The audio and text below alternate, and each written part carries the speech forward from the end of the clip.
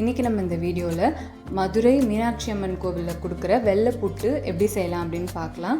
இதுக்கு 1 கப் பச்சரிசி எடுத்து கடாயில் சேர்த்துட்டு அதை வந்து நல்லா வறுத்துக்கோங்க. லோ ஃப்ளேமில் வச்சு நீங்கள் ஃப்ரை பண்ணணும். நல்லா வந்து அந்த அரிசியோட கலர் மாறணும், ஆனால் தீஞ்சிடக்கூடாது. அந்த அளவுக்கு லோ ஃப்ளேமில் வச்சு வறுத்துருங்க. வறுக்கும் போதே அந்த அரிசிலாம் குட்டி குட்டியாக ஆகிடும், அது பார்த்தாலே தெரியும். இந்த அளவுக்கு நல்லா நம்ம வறுத்துட்டு ஸ்டவ் ஆஃப் பண்ணிடலாம்.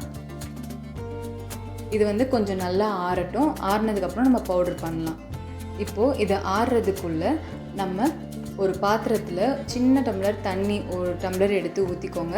அதில் கொஞ்சமாக மஞ்சத்தூள் சேர்த்து இந்த தண்ணியை நல்லா கொதிக்க வைங்க.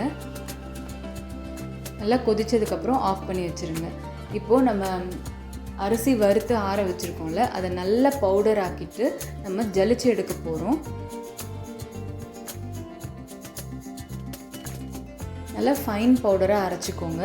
இந்த மாதிரி ஜலிக்கும் போது ஒழுங்காக அரையாததெல்லாம் கூட மேலே நின்றுடும், அது நம்மளுக்கு வேண்டாம்.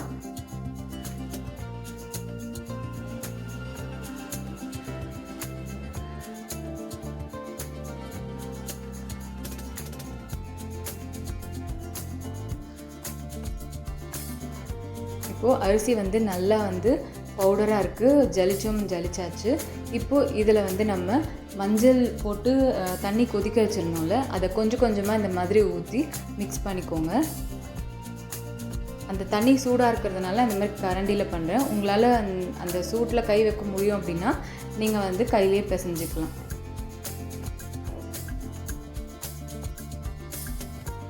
இப்போது கொஞ்சம் கொஞ்சமாக நம்ம நார்மலாக புட்டுக்கு வந்து தண்ணி தெளித்து உதிரியாக வர வரைக்கும் நம்ம பண்ணுவோம்ல, அந்த மாதிரி மஞ்சள் தண்ணியை கொஞ்சம் கொஞ்சமாக ஊற்றி நல்லா புட்டு மாதிரி உதிர்ற மாதிரி நம்ம பிசைஞ்சிக்கலாம்.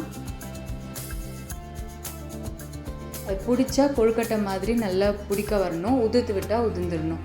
அந்த மாதிரி நம்ம பண்ணதுக்கப்புறமா இதை வந்து நம்ம வேக வைக்க போகிறோம். ஒரு ஒயிட் கிளாத்தை வந்து வச்சுக்கோங்க.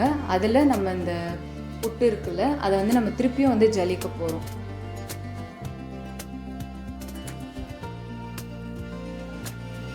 நல்லா வந்து பெரிய பெரிய ஓட்டை இருக்கிற மாதிரி ஜல்லடை எடுத்துக்கோங்க. அப்போ ஈஸியாக உங்களுக்கு வந்துடும். இந்த மாதிரி நல்லா ஃபைனாக இருக்கணும். இதே மாதிரி நம்ம பண்ணிக்கலாம். இப்போது இதை வந்து நம்ம மூட்டையாக கட்டி நம்ம இட்லி பாத்திரத்தில் வந்து வச்சு நம்ம வேக வைக்கலாம். இல்லைனா நீங்கள் சாதாரணமாக புட்டு குழல் இருந்ததுன்னா அதில் போட்டுட்டு கூட நீங்கள் வேக வைக்கலாம். இது வந்து இந்த மாதிரி தான் பண்ணுவாங்களாம், அதனால் நானும் அதே மாதிரியே ட்ரை பண்ணுறேன்.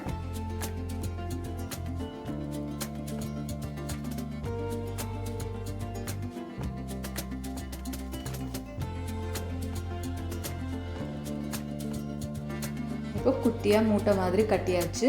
இந்த மாதிரி பண்ணும் போதே நீங்கள் ஒரு இட்லி பாத்திரத்தில் தண்ணி வச்சு ஸ்டவ் ஆன் பண்ணி வைங்க. அது நல்லா சூடாகட்டும்.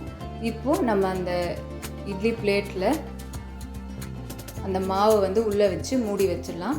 ஒரு 15 மினிட்ஸ் நல்லா வேகட்டும். அது வேகிறதுக்குள்ளே நம்ம முந்திரி தாளிச்சிக்கலாம். அதுக்கு தாளிக்கிற கரண்டியில் 1 ஸ்பூன் நெய் விட்டு அதில் முந்திரி பருப்பு சேர்த்துக்கோங்க. சேர்த்து நல்லா வந்து கோல்டன் கலர் வர வரைக்கும் நல்லா ஃப்ரை பண்ணிக்கோங்க. லைட்டாக கோல்டன் கலர் வரும்போதே எடுத்துருங்க. அப்போ தான் அந்த சூட்டில் இன்னும் கொஞ்சம் டார்க் ஆகும், அப்போது பார்க்குறதுக்கு அழகாக இருக்கும். நீங்கள் கரெக்டான கலரில் எடுத்தீங்க அப்படின்னா ஆற அதுக்கு இன்னும் கொஞ்சம் டார்க் ஆகிடும். இப்போ முந்திரி வறுத்து எடுத்துகிட்டு சின்ன சின்னதாக கட் பண்ணி வச்ச தேங்காவையும் போட்டு ஃப்ரை பண்ணி எடுத்துக்கோங்க. நல்லா இந்த மாதிரி கலர் சேஞ்ச் ஆனதுக்கப்புறம் இதையும் வந்து ஒரு பிளேட்டில் ட்ரான்ஸ்ஃபர் பண்ணி வச்சுருங்க. இப்போது ஒரு கடாயில் 1 கப் அளவுக்கு வெல்லம், 1/2 கப் அளவுக்கு தண்ணி சேர்த்து இதை வந்து கரைச்சிக்கலாம். நீங்கள் வாங்குகிற வெல்லத்தில் டஸ்ட் இருந்துச்சுன்னா கரைச்சிட்டு வடிகட்டிட்டு திருப்பியும் சேர்த்து பாகு எடுக்கலாம். என்னோடதில் வந்து டஸ்ட் இருக்காது, அதனால் நான் அப்படியே சேர்த்துருக்கேன். இப்போது வெல்லம் நல்லா கரைஞ்சி கொஞ்சம் திக்கானதுக்கப்புறமா நீங்கள் செக் பண்ணி பார்க்கணும் பாகுப்பதம். இந்த மாதிரி கிண்ணத்தில் தண்ணி வச்சுட்டு கொஞ்சம் வெல்லம் எடுத்து இதில் ஊற்றுனீங்க அப்படின்னா நல்லா ஜெல்லி மாதிரி உருண்டு பால் மாதிரி வரணும். இது வரலை, ஸோ இன்னும் கொஞ்சம் டைம் எடுக்கும். இந்த மாதிரி அப்பப்போ கொஞ்சம் பார்த்து பண்ணிக்கோங்க, ஏன்னா இதில் பாகு எடுக்கிறது தான் வந்து ரொம்ப முக்கியம். இப்போது செகண்ட் டைம் நான் இந்த மாதிரி ட்ரை பண்ணுறேன். நல்லா எல்லாம் ஒன்று சேர்ந்து வருது. இது வந்து நம்மளுக்கு கரெக்டாக அந்த ஜெல்லி கன்சிஸ்டன்சிக்கு வரும். அதனால் நான் ஸ்டவ் ஆஃப் பண்ணிட்டேன். இதுக்கு மேலே விட்டால் அடுத்த பதம் போயிடும்.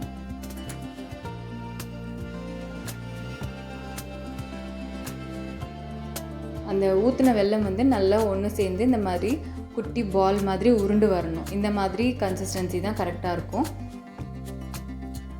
இப்போது நம்ம நெக்ஸ்ட் என்ன பண்ணலாம் அப்படின்றது பார்க்கலாம். இதுக்குள்ளே நம்ம வேக வச்சுருந்தோம்ல அந்த புட்டு மாவு, அது ரெடி ஆகிடுச்சு. அதை வெளியில் எடுத்துகிட்டு அந்த துணியிலேருந்து இந்த பிளேட்டுக்கு வந்து நம்ம ட்ரான்ஸ்ஃபர் பண்ணிடலாம்.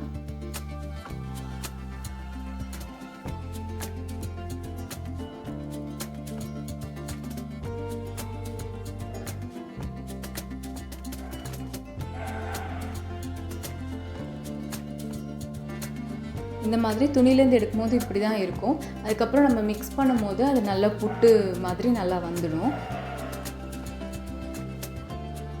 இப்போது இது சூடாக இருக்குது அப்படின்றதுனால திருப்பி நான் கரண்டிலேயே வந்து நல்லா அதை குட்டி குட்டியாக உதுத்துக்கிறேன். இப்போ இதில் நம்ம வறுத்தோம்ல முந்திரி தேங்காய், அந்த நெய்யே நான் ஊற்றிக்கிறேன். அதுக்கு மேலே நான் ஊற்றலை. உங்களுக்கு நல்லா அந்த நெய் ஃப்ளேவர் நிறைய வேணும்னு நினச்சிங்கன்னா இந்த டைமில் நீங்கள் 1 ஸ்பூன் நெய் சேர்த்துக்கலாம். சேர்த்துட்டு இதை நல்லா மிக்ஸ் பண்ணிக்கோங்க.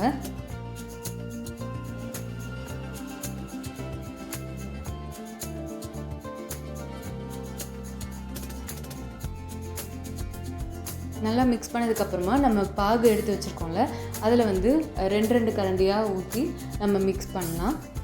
பாகு சூடாக இருக்கும், அப்படியே கை வச்சிடாதீங்க. இந்த மாதிரி ஒரு கரண்டி வச்சே வந்து நல்லா மிக்ஸ் பண்ணி விடுங்க.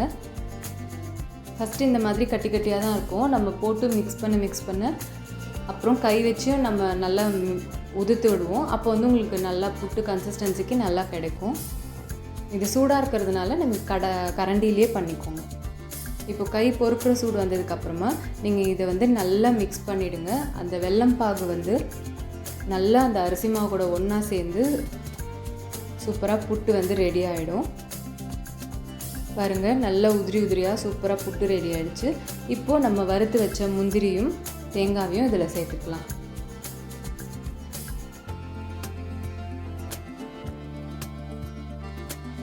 இதை சேர்த்துட்டு இதை நல்லா மிக்ஸ் பண்ணிக்கோங்க.